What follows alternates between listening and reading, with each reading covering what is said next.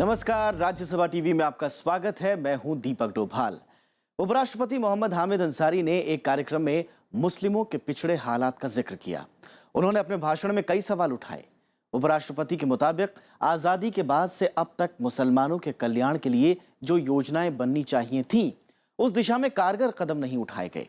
विशेष में आज हम इस मुद्दे पर बात करेंगे। साथ ही आपको बताएंगे कि आखिर सच्चर समिति की रिपोर्ट में क्या कहा गया था और मुसलमानों के आरक्षण को लेकर कौन सा विवाद है। तो आइए शुरू करते हैं विशेष मुस्लिम सरोकार।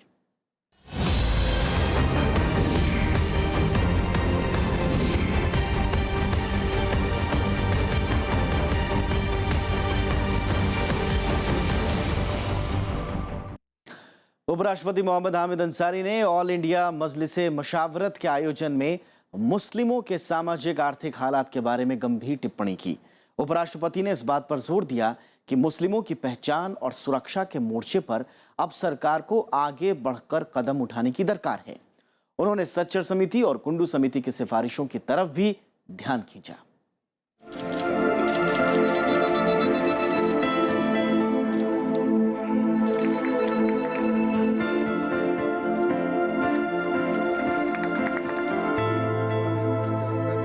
उपराष्ट्रपति मोहम्मद हामिद अंसारी ने देश में मुस्लिमों के सामाजिक, आर्थिक और शैक्षणिक हालात को कमजोर बताते हुए कहा कि इस दिशा में गंभीर कदम उठाने की जरूरत है। ऑल इंडिया मजलिसे मशावरत के कार्यक्रम में उन्होंने कहा कि आजादी के बाद से कई ऐसी समस्याएं हैं जिनसे ये समुदाय उबर नहीं पाया है। उन्होंने मोटे तौर पर 4 समस्याओं को गिनाया। इनमें मुस्लिमों की पहचान और सुरक्षा, शिक्षा और सशक्तिकरण, राज्य की अलग अलग संस्थाओं में समुचित भागीदारी और निर्णायक ओहदों में भागीदारी को उपराष्ट्रपति ने महत्वपूर्ण करार दिया। ये सब सरकार शहरी हुकूक का हिस्सा है और सबकी कोताहियों का तजिया भी बारहा हो चुका। अब हमारे सामने चैलेंज ये है कि इनका निफाज करने के लिए लाएअमल और तरीक़ाकार तैयार करें। उपराष्ट्रपति ने कहा कि मुस्लिमों की बेहतरी के लिए देश में समय समय पर कदम उठे हैं और आधिकारिक तौर पर कुछ समितियां भी बनी, लेकिन उनकी सिफारिशें जमीन पर लागू नहीं हो पाई।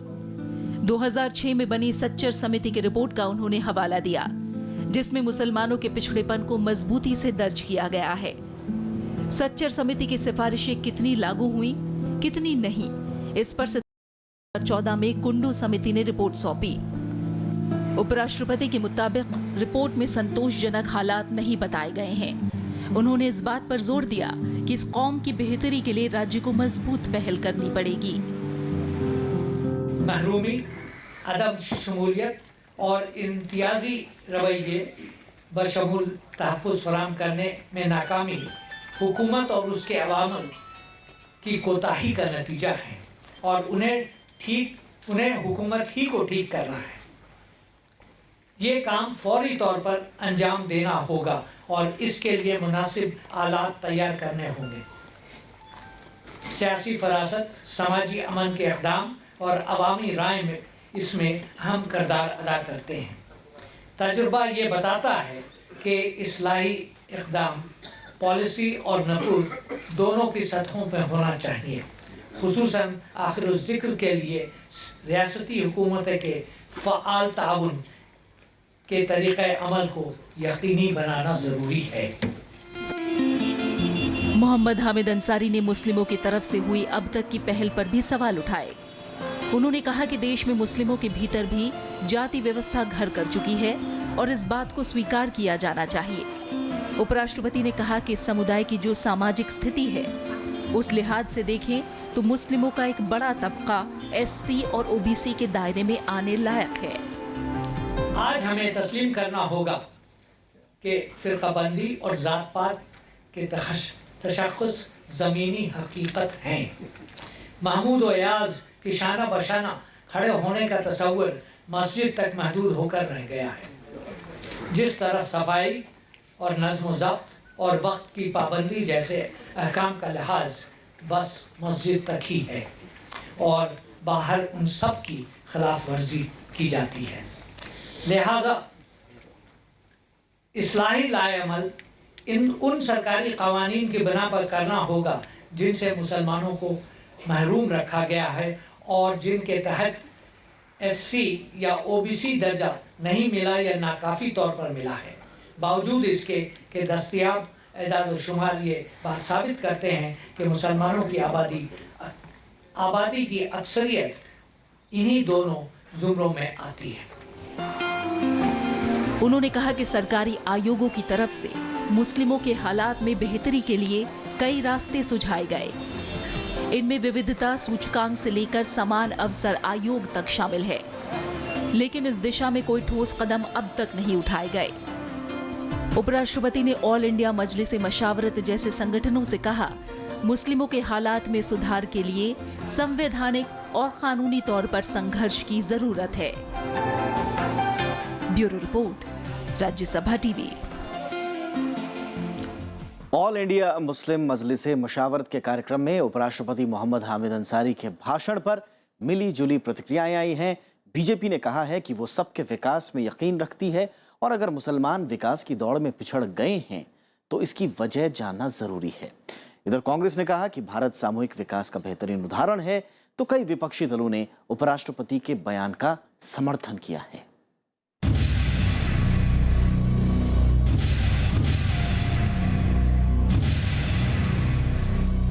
बीजेपी के मुताबिक इस पर ध्यान देने की जरूरत है कि मुसलमान विकास के दायरे से बाहर क्यों रह गए। पार्टी प्रवक्ता MJ अकबर ने कहा कि इंदिरा गांधी के वक्त से इस तरह की मांग उठती रही है। उन्होंने कहा कि केंद्र की बीजेपी सरकार सबके विकास में यकीन रखती है और इस समस्या का समाधान कर रही है। हमारे प्रधानमंत्री जी ने कहा है कि सबका साथ, ये शब्द सबका साथ, सबका भला और डेवलपमेंट सबके लिए, इसी में इस समस्या का जो समाधान है, इसी अप्रोच और इसी विजन में। वहीं कांग्रेस ने उपराष्ट्रपति के बयान का पूरा समर्थन किया है।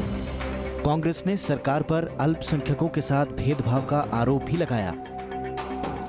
हम उनकी इस बात से पूरी तरह सहमत हैं कि वायदा तो था इस सरकार का सबको साथ सबका विकास करने का, पर आज हो क्या रहा है, भेदभाव हो रहा है। और ये भेदभाव केंद्रीय सरकार के स्तर से हो रहा है, उसके मंत्रियों के स्तर से हो रहा है, उसके सांसदों के स्तर से हो रहा है और ये बात आम होती जा रही है।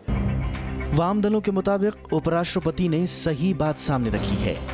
CPI ने कहा कि मुस्लिमों की हालत का सच्चर कमेटी की रिपोर्ट में जिक्र पहले ही हो चुका है, लेकिन उसमें सुधार के लिए सरकारों ने कदम नहीं उठाए। There is a need for appropriate affirmative action which can help Muslims to overcome their miserable plight, because access to education, access to employment is an issue for majority of Muslims. उधर राष्ट्रीय स्वयंसेवक संघ ने देश में समान नागरिक संहिता लागू करने की मांग की है। संघ विचारक MG वैद्य के मुताबिक भारत के हर नागरिक को समान अधिकार मिलने चाहिए, न कि किसी वर्ग विशेष को। जो उनकी जो मांग है कि उनको न्याय मिलना चाहिए, वो न्याय बराबर मिलेगा। मानव अधिकार आयोग रहना चाहिए, उसके सामने कोई भी मानव अधिकार का हनन हो गया कि मानव के नाते, तो उसको वहाँ वो जाना चाहिए। और हमने न्यायालय का जो आदेश है वो मानना चाहिए। वो हिंदू हो, मुसलमान हो या ईसाई हो या सिख हो या जैन हो या बौद्ध हो, कोई भी हो। उपराष्ट्रपति के बयान पर दूसरे दलों और संगठनों ने भी अपने अपने तरीके से प्रतिक्रिया दी है। उन्होंने बिल्कुल सही बात कही है, एकेडमिक ढंग से कही है। हम लोग वो बात तो रोज बोलते हैं, डंके की चोट पर बोलते हैं। और जब से ये सरकार आई है, मोदी जी की सरकार, तो वो तो कदम कदम पर यूं तो सारे गरीबों को, सारे इंसाफ पसंद लोगों को की कोई परवाह उनको नहीं है। माननीय अंसारी साहब ने जो बात कही है, बहुत उचित बात कही है और इस महत्वपूर्ण पद पर रहते हुए उन्होंने इतनी बड़ी बात कही है। सरकार की आंख खुलनी चाहिए। ये बात सही है कि सिर्फ नारे से सबका साथ सबका विकास कहने से नहीं होगा, ये दिखना भी चाहिए। क्या मुसलमान जिंदगी के हर दौड़ के अंदर पीछे होता हुआ नजर नहीं आ रहा है? इसकी तरफ उन्होंने इशारा किया और उन्होंने कहा कि जब अगर एक तरफ वो स्टेट की जिम्मेदारी है कि वो सबका साथ सबका विकास करे, तो एक तरफ कम्युनिटी की भी जिम्मेदारी है कि वो अपने इनसाइड झांक कर देखे कि कहां-कहां उससे कमियां हो रही हैं। ऑल इंडिया मुस्लिम मजलिसे मशावरत के 50वें वार्षिक सम्मेलन में उपराष्ट्रपति ने कहा था कि 1947 में विभाजन के बाद की घटनाओं से मुसलमानों में असुरक्षा की भावना पैदा हुई है और इसे दूर किए जाने की जरूरत है। Bureau report, Rajyasabha TV. देश में अल्पसंख्यकों की हालत को लेकर कई अध्ययन हुए, लेकिन जब जस्टिस राजेंद्र सच्चर की अगुवाई वाली समिति ने मुस्लिमों के सामाजिक आर्थिक हालात की पड़ताल की तो इनकी तस्वीर बेहद खस्ता हाल दिखी।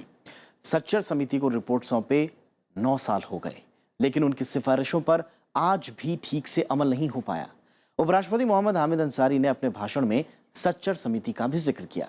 ऐसे में आइए जानते हैं कि क्या थी सच्चर समिति की रिपोर्ट और उसके बाद सरकार ने क्या कदम उठाए।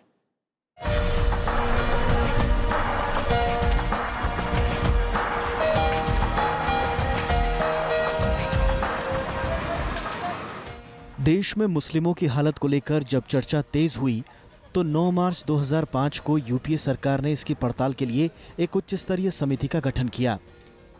इस 7 सदस्यीय समिति की अगुवाई का जिम्मा जस्टिस राजेंद्र सच्चर को सौंपा गया। 1.5 साल के लंबे अध्ययन के बाद इस समिति ने 17 नवंबर 2006 को तत्कालीन प्रधानमंत्री मनमोहन सिंह को रिपोर्ट सौंप दी। रिपोर्ट में कई चौंकाने वाले तथ्य सामने आए। रिपोर्ट के मुताबिक बाकी धर्मों के मुकाबले मुस्लिमों में जनसंख्या वृद्धि दर तेज है। 2001 के आंकड़ों के मुताबिक मुस्लिमों की साक्षरता दर मात्र 59% है, जो कि एससी और एसटी के बाद सबसे कम है। सरकारी नौकरियों में मात्र 23.7% और निजी क्षेत्र में मात्र 6.5% नौकरियों पर मुस्लिमों की हिस्सेदारी है, जो किसी भी समुदाय से कम है। देश में मात्र 3% आईएएस, 1.8% आईएफएस, 4% आईपीएस अधिकारी ही मुस्लिम हैं, जबकि जनसंख्या में इनकी हिस्सेदारी करीब 14% है। रिपोर्ट में यह भी पाया गया कि एससी और एसटी के बाद अपनी रिहाइश पर सबसे कम खर्च मुसलमान ही कर पाते हैं। तो सरकार को फैसिलिटीज प्रोवाइड करनी चाहिए ताकि वो जो एक कमी है, जो कि हिस्टोरिकल कमी है किसी वजह से, वो पूरी हो जाए। ये तो किसी भी सोसाइटी का काम होता है, स्पेशल अब जैसे दलित्स के लिए करते हैं, तो इसलिए जो बैकवर्ड में है, रह गए हैं, उनके लिए भी करना एक फर्ज बनता है। सच्चर समिति ने देश के बाकी अल्पसंख्यकों से मुस्लिमों की तुलना की और पाया कि बैंकिंग से लेकर शिक्षा तक मुस्लिमों की हालत बेहद कमजोर है। अध्ययन के बाद सच्चर समिति ने कई महत्वपूर्ण सिफारिशें सरकार को सौंपी। समिति ने कहा कि अल्पसंख्यकों की समस्या के निदान के लिए समान अवसर आयोग का गठन किया जाए। सरकारी तंत्र में इनकी हिस्सेदारी बढ़ाने की दिशा में कदम उठाए जाएं। रोजगार और आवास से लेकर स्कूल और बैंक लोन जैसे मामलों में होने वाले भेदभाव को रोकने के लिए न्यायिक ढांचे को बेहतर बनाया जाए। एक नेशनल डाटा बैंक बनाया जाए जिसमें सभी सामाजिक धार्मिक समूहों के आंकड़े जमा किए जाएं। मुस्लिमों में रोजगार के अवसर बढ़ाने के लिए मदरसों को उच्च माध्यमिक स्कूल के साथ जोड़ा जाए। 500 करोड़ रुपए का राष्ट्रीय वक्फ विकास निगम बनाया जाए। लोन देना या एजुकेशनल इंस्टीट्यूशंस और खोलने और माइनॉरिटी कॉन्सेंट्रेटेड डिस्ट्रिक्ट्स में नए नए स्कीम्स को लाना, तो ये सब तमाम जरिए हैं जिनसे कर सकते हैं। और ये कोई पॉलिसीज़ भेदभाव की पॉलिसीज़ नहीं होंगी, लेकिन कोई भी नीति जो बने वो एक ब्लाइंड नीति नहीं हो सकती। अगर हम बात करें कि समान सिटीजन्स हैं, समान अधिकार हैं, तो उसका मतलब ये नहीं कि एक ही नीति है जो सब पे लागू होगी, लेकिन हमें ऐसा नीतियाँ बनानी होंगी जो खास वर्गों को, खास तबकों को टारगेट करके उनको बराबरी मिला सके। भारत के विकास की मुख्य धारा, उस विकास की मुद्दे धारा में लाने के लिए सबसे बड़ी जो महत्वपूर्ण चीज़ है, शिक्षा के मैदान में मुसलमानों को जो है ज़्यादा मौका मिलना चाहिए, पिछड़ गए हैं वो। और दूसरे आर्थिक मैदान में भी उनको आगे आने के लिए जो मौके मिलने चाहिए, वो मौके नहीं मिले हैं। सरकार ने स्कीमें बहुत बनाई हैं। सच्चर समिति की सिफारिशों को लागू कराने को लेकर सरकारों पर लापरवाही बरतने का आरोप भी समय समय पर लगता रहा है। इसके बाद सितंबर 2013 में यूपीए सरकार ने जेएनयू के प्रोफेसर अमिताभ कुंडू की अगुवाई में 7 सदस्यीय समिति बनाई। समिति को जिम्मा सौंपा गया कि वो इस बात का अध्ययन करे कि सच्चर समिति की सिफारिशें जमीन पर कितनी लागू हो पाई हैं। इसके साथ साथ प्रधानमंत्री के 15 सूत्रीय कार्यक्रमों पर भी अध्ययन का काम इसी समिति को सौंपा गया। कुंडू समिति ने बीते साल सौंपी अपनी रिपोर्ट में कहा कि देश में मुस्लिमों की हालत बेहद खराब है और इस दिशा में ठोस काम करने की फौरी दरकार है। समिति ने सच्चर समिति की सिफारिशों को लेकर सरकार के कामकाज से भी असंतोष जाहिर किया। देखिए, पहले तो ये है कि नीतियाँ बहुत बड़े वक्त तक तो बनी नहीं, सेंसिटिव नीतियाँ जो होनी चाहिए थी। मेरा मानना है कि इस पूरे क्वेश्चन पे देखा ही पहली बार UPA 1 ने, और UPA 1 ने उसमें एक सबसे बहुत इम्पॉर्टेंट एक स्टडी करवाई जिससे पता ही चला कि क्या हालात है, और उसके बाद नीतियाँ बननी शुरू हुई। लेकिन अनफॉर्चुनेटली वो बजाय आगे बढ़ने के अब तो वो रिवर्स डायरेक्शन में जा रहा है। प्रोफेसर अमिताभ कुंडू को अल्पसंख्यक कल्याण मंत्री नजमा हेपतुल्ला ने भरोसा दिलाया कि उनकी सिफारिशों पर सरकार अमल करेगी। अल्पसंख्यकों और खासकर मुसलमानों के हालात पर सच्चर समिति से पहले भी कई रिपोर्ट आ चुकी हैं। UPA सरकार ने 2004 में जस्टिस रंगनाथ मिश्रा की अगुवाई में एक समिति का गठन किया, जिसने 21 मई 2007 को अपनी रिपोर्ट सरकार को सौंपी। इस रिपोर्ट में भी मुस्लिमों की खस्ताहाल स्थितियों की तरफ सरकार का ध्यान खींचा गया। प्रणव गोस्वामी के साथ दिलीप खान, राज्यसभा टीवी। और वक्त एक छोटे से ब्रेक का। ब्रेक के बाद आपको बताएंगे क्या है मुस्लिम आरक्षण को लेकर विवाद।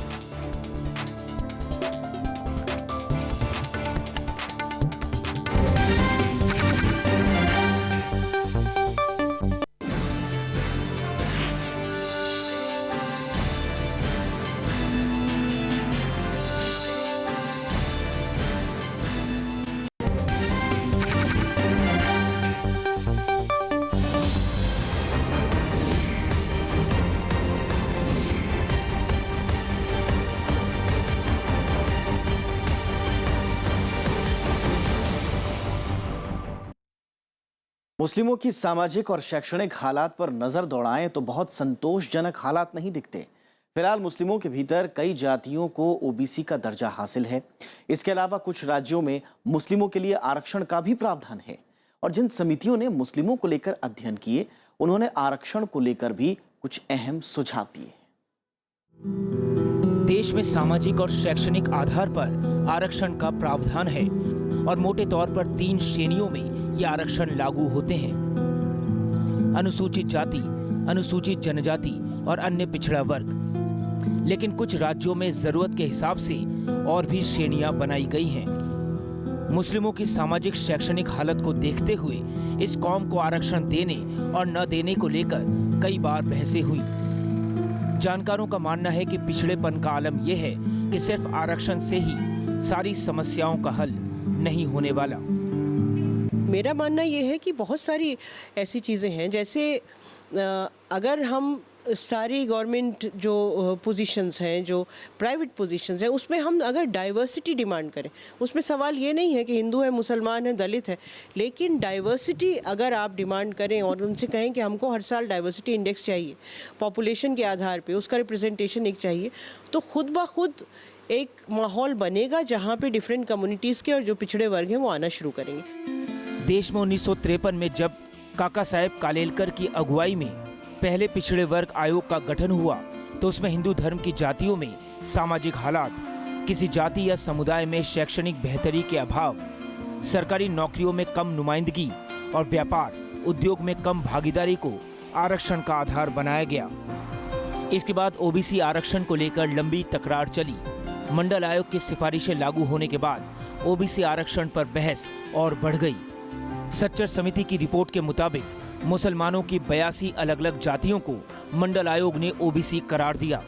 समिति की रिपोर्ट आने तक देश की कुल मुस्लिम आबादी का 40.7% हिस्सा OBC है, जो कि देश की कुल OBC आबादी का 15.7% है। सच्चर समिति ने कहा था कि सामान्य श्रेणी के मुस्लिमों की हालत OBC हिंदुओं से बदतर है। इसके बाद मुस्लिम आरक्षण को लेकर तरह तरह की दलीलें देखने को मिली। जैसे मुस्लिम दलित है, उसको दलित का दर्जा देने के लिए किसी कानून में बदलाव की ज़रूरत नहीं है। आपको सिर्फ एक सरकारी ऑर्डर एक पास करना है, उसके द्वारा मुसलमान भी उस मुसलमान जो दलित का है वो भी उसमें शामिल हो जाएगा और उस आरक्षण की श्रेणी में आ जाएगा। हम नहीं कहते कि अगले मुसलमान को आप कुछ दीजिए, हम नहीं कहते जो मुसलमानों में ऊंची जात के हैं उन्हें आप कुछ दीजिए। हम तो ये कह रहे हैं कि मुसलमानों में जो पिछड़े हैं, जो दलित हैं, जो कमज़ोर हैं, उनको ज़रूर आप देश के विकास में हिस्सेदारी दीजिए। देखिए, रिजर्वेशन तो माइनॉरिटीज़ के अंदर जो कई कास्ट ग्रुप्स हैं उनको रिजर्वेशन मिल रहा है और उसमें हमें ये देखने की ज़रूरत है और आइडेंटिफाई करने की ज़रूरत है जो मुस्लिम ग्रुप्स के अंदर और तमाम ओबीसी ग्रुप्स हैं जो अभी तक लिस्ट में नहीं आए हैं, उनको और जोड़ा जाए और उनको किस तरह से हम इसको और व्यापक कर सकें, रिजर्वेशन को और ज़्यादा ग्रुप्स के अंदर पहुँचा सकें मुस्लिम्स के। तो ओबीसी रिजर्वेशन का एक रास्ता है, शेड्यूल कास्ट और ट्राइब्स में कई सारे ग्रुप्स को इंक्लूड करके एक रास्ता है, लेकिन उसके अलावा कई सारे अफर्मेटिव एक्शंस हैं जो हम कर सकते हैं। देश में इस वक्त ओबीसी के अलावा आंध्र प्रदेश में मुस्लिमों को 4% और तमिलनाडु में 3.5% आरक्षण है। केरल पब्लिक सर्विस कमीशन में मुस्लिमों के लिए 12% सीटें आरक्षित हैं, जबकि पश्चिम बंगाल में ओबीसी ए और ओबीसी बी श्रेणी में कुछ मुस्लिमों को जोड़ा गया है। लक्षद्वीप में करीब 100% मुस्लिम आबादी अनुसूचित जनजाति के दायरे में है। इस समुदाय के पिछड़ेपन को देखते हुए सच्चर समिति और रंगनाथ मिश्रा समिति ने अपनी रिपोर्ट में सरकार से सकारात्मक कदम उठाने की अपील की। रंगनाथ मिश्रा समिति ने मुस्लिमों के लिए 10% आरक्षण की वकालत की। इन समितियों ने माना कि जिन कसौटियों के आधार पर आरक्षण का प्रावधान है उसमें मुस्लिमों की बड़ी आबादी खरी उतरती है। बीते साल महाराष्ट्र में भी मुस्लिमों के लिए आरक्षण का ऐलान किया गया था। मुस्लिमों के सामाजिक और शैक्षणिक पिछड़ेपन को दूर करने के लिए आज भी सकारात्मक कदम उठाए जाने की जरूरत बताई जा रही है। प्रणव गोस्वामी के साथ दिलीप खान, राज्यसभा टीवी। देश की अल्पसंख्यक आबादी और उसमें भी खासकर मुस्लिम समुदाय देश की राजनीति की अहम धुरी रहा है। अलग अलग सरकारें मुसलमानों को लुभाने के लिए तमाम दावे करती रहीं, लेकिन वक्त वक्त पर इस समुदाय के विकास के लिए कई योजनाएं भी चलाई गईं। विशेष में जाते जाते देख लेते हैं मुस्लिमों के कल्याण के लिए इस वक्त कौन कौन सी सरकारी योजनाएं चल रही हैं। फिलहाल मुझे इजाजत दीजिए, नमस्कार।